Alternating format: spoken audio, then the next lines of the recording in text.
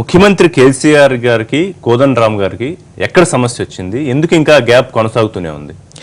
ఏమో మాది పాలి పంచాయతీ అనండి, మీరు అట్లా అడిగితే ఏం చెప్పాలి? ఏ సమస్యలు లేవు మాకు.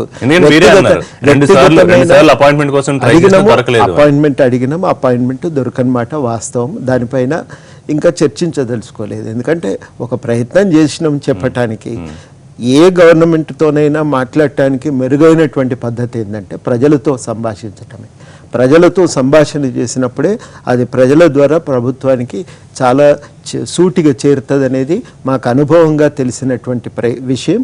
ఆ అనుభవంగా తెలిసిన విషయాలని మేమందరం కూడా పాటిస్తాం. కానీ మీకేమనిపిస్తోంది కోదండరామ్ గారు, ఉద్యమ సమయంలో మీకు ఇచ్చినంత విలువ కానీ లేకపోతే మీ మీద ఏగ వాళ్ళనివ్వకుండా చూసిన పరిస్థితి కానీ మాకు తెలుసు.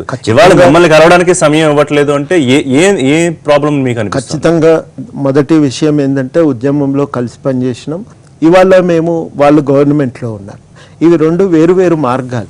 ఈ మార్గాల మధ్యన ఏదో ఇచ్చిపుచ్చుకునేటువంటి ఒక సంబంధం అనే దీనిపైన ఒక ఇది వ్యక్తిగతమైనటువంటి ఒక సంబంధం అనేది కాదు. ఇది మీరు ప్రజల కోసమే ఖచ్చితంగా వెళ్తున్నారు, ప్రభుత్వం కూడా ప్రజల కోసమే ప్రభుత్వం కూడా ప్రజల కోసమే పనిచేయాల్సి ఉంటుంది.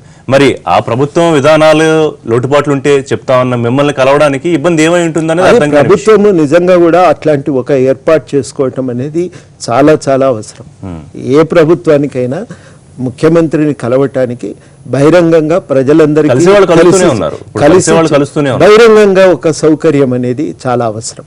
ఒక ఉదయం పూట ఒక అరగంట ప్రజా దర్శనం అనేది చాలా చాలా అవసరం. అనేక సమస్యలు ముఖ్యమంత్రి గారితో చెప్పాలని చాలా సంఘాలకు కానీ వ్యక్తులకు కానీ ఉంటుంది, అన్ని వర్గాల ప్రజలకు ఉంటుంది. అట్లాంటి సౌకర్యం లేకపోవటం అనేది వాళ్ళున్న మొత్తం ప్రభుత్వ పాలనా విధానంలో ఒక ప్రధానమైన సమస్యగా ఉంది.